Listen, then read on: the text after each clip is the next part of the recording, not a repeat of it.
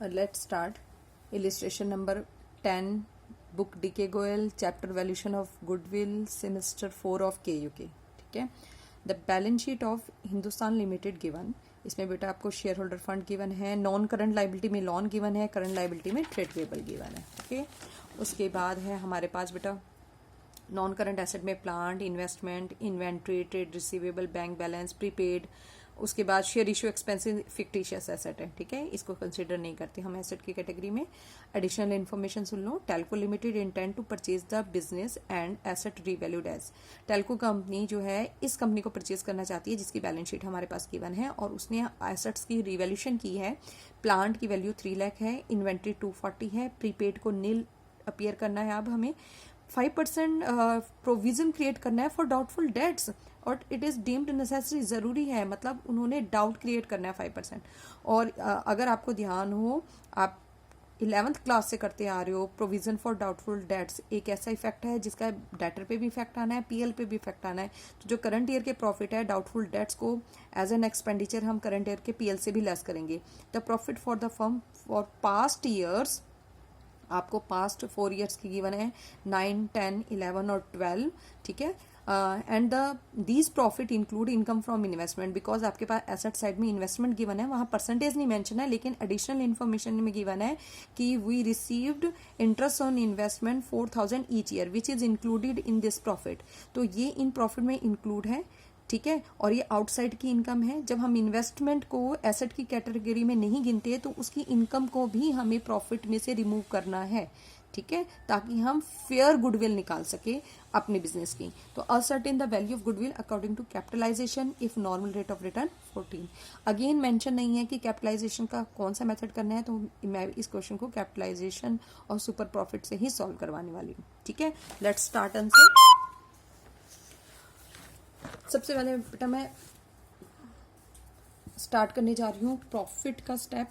ठीक है, illustration number 10. Profits मेरे पास ईयर्स मेंशन है, मैं ईयर्स लिखने जा रही हूँ. 2009, 10, 11 एंड 12. ठीक है. प्रॉफिट्स हैं हमारे पास 60,000, 80,000, 1,18,000 एंड 1 लाख. ठीक है. इसमें पहले मैं एडजस्टमेंट करूंगी. एक एडजस्टमेंट तो गिवन ही थी, इंटरेस्ट ऑन इन्वेस्टमेंट. क्लियर, ये इनकम है, ये प्रॉफिट में इंक्लूडेड है. गुडविल के पर्पज से इंटरेस्ट ऑफ इन्वेस्टमेंट को हमें प्रॉफिट में से रिमूव करना होता है, इसलिए हम 4,000 को लेस करने जा रहे हैं. ठीक है, एक एडजस्टमेंट ये है. दूसरी एडजस्टमेंट मैंने अभी आपको डाउटफुल डेट्स के बारे में बताई थी, उसका इफेक्ट सिर्फ करंट ईयर में डालना है, क्योंकि इफ 2012 में स्टैंड कर रहे हैं डेटर, उनके ऊपर ये डाउट क्रिएट हुआ है. आप बैलेंस शीट में देखो, आपके ट्रेड रिसीवेबल हैं 1,20,000. ठीक है, उसके ऊपर 5% जब डाउट होगा तो 1,20,000 का 5% बना 6. और अगर डेटर पे डाउट हुआ है तो इट इज़ अ लॉस. इसे हम 2012 के प्रोविजन के नाम से लेस भी करेंगे, प्रोविजन फॉर डाउटफुल डेट्स. ठीक है, क्योंकि बाकियों पे कोई इफेक्ट नहीं है, नील, और इस पे इफेक्ट आ रहा है आपका 6,000. ओके, अब इसको डिडक्ट लेस कर लेते हैं बेटा. ये हमारा नेट प्रॉफिट आ गया. नेट प्रॉफिट 56,000, 76,000, ये आ गया आपका 1,14,000 एंड देन 90,000. ओके. उसके बाद नेक्स्ट स्टेप होता है बेटा आपके पास टैक्स का, बट इस क्वेश्चन में टैक्स के बारे में कोई इन्फॉर्मेशन नहीं है, इसलिए मैं ये नहीं, कुछ भी टैक्स को मतलब कंसीडर नहीं कर रहे हैं हम क्वेश्चन में. ठीक है. तो अब और प्रॉफिट आपके कॉन्टिन्यूस इंक्रीज नहीं हो रहे. देखो यहाँ तक इंक्रीज हुए थे फिर डिक्रीज हो गए, तो इसलिए मैं वेट्स भी यूज नहीं कर सकती. ओके. तो मैं सीधा इस्तेमाल करने जा रही हूँ एवरेज प्रॉफिट का formula. Average profit is equal to total profits divide by number of years. आपको कौन से प्रॉफिट्स को ऐड करना है? 56,000 प्लस 76,000 प्लस 1,14,000 प्लस 90,000. इन सब का सम आ रहा है बेटा 3,36,000 डिवाइड बाय 4. तो मेरा जो एवरेज प्रॉफिट है दिस इज 84,000. डन, ये स्टेप हो गया. अब आ जाते हैं बेटा कंप्यूटेशन ऑफ कैपिटल एम्प्लॉयड में. कंप्यूटेशन ऑफ कैपिटल एम्प्लॉयड, और उसके लिए हमें सबसे पहले क्या चाहिए बेटा? हमें चाहिए सबसे पहले टोटल एसेट्स. तो we are going to calculate total assets, और एसेट्स में देखो जिन एसेट्स की रीवैल्यू दी है वहीं से टेक कर रही हूँ। मुझे प्लांट की रीवैल्यू गिवन है 3 लाख के, इन्वेंट्री गिवन है 2,40,000, प्रीपेड को उसने कहा नील लिया। अच्छा, डाउटफुल डेट्स है तो ट्रेड रिसीवेबल लेने पड़ेंगे, ध्यान से देखना, ट्रेड रिसीवेबल नेट लेने हैं बेटा। 1,20,000 है, डाउट हुआ है 6,000 का, तो नेट ट्रेड रिसीवेबल कितने बचे? 1,14,000।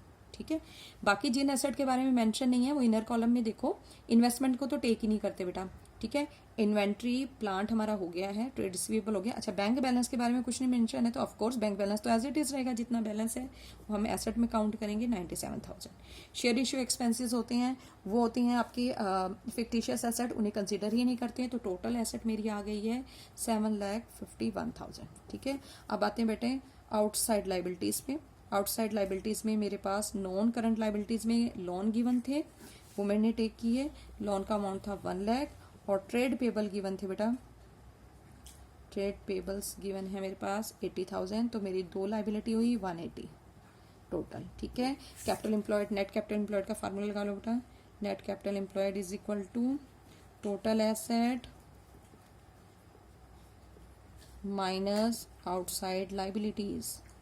ठीक है, ओके, आपके पास टोटल एसेट है 7,51,000 माइनस आउटसाइड लाइबिलिटीज है मेरी 1,80,000, इनको लेस करके मेरी कैपिटल एम्प्लॉयड आई है 5,71,000। अब हमें कोशिश करनी चाहिए कि कैपिटल एम्प्लॉयड की जगह हमने कौन सा वर्ड यूज करना है? Average capital employed. तो एवरेज कैपिटल एम्प्लॉयड का फॉर्मूला यूज करो बेटा, क्या आता है?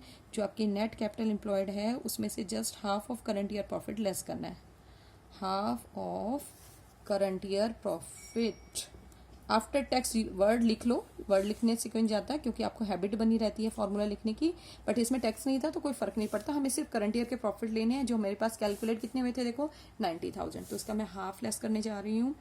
5,71,000 कैपिटल आई है, उसमें से हाफ ऑफ 90,000 यानी कि 45 लेस हो जाएंगे।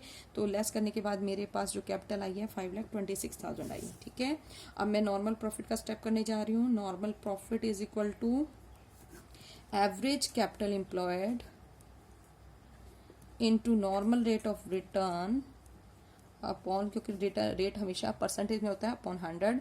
5,26,000 का नॉर्मल रेट गिवन था बेटा 14% गिवन था आपके पास। ठीक है, वो मैंने कैलकुलेट किया तो दिस बिकम 73,640। उसके बाद आ जाओ बेटा सुपर प्रॉफिट का step. Super profit is equal to average profit, मैं शॉर्ट फॉर्म लिख रही हूँ, माइनस नॉर्मल प्रॉफिट। एवरेज हमारी आई थी 84,000, नॉर्मल आई है 73,640, डिफरेंस इज 10,360। ओके, अब मुझे गुडविल निकालनी है और मैं ब्रैकेट में मेथड यूज वर्ड लिख रही हूँ। मैंने कौन सा मेथड यूज किया है? By using capitalisation of super profit. तो फॉर्मूले के अकॉर्डिंग मेरा गुडविल का फॉर्मूला बनता है super profit into 100 divide by normal rate of return.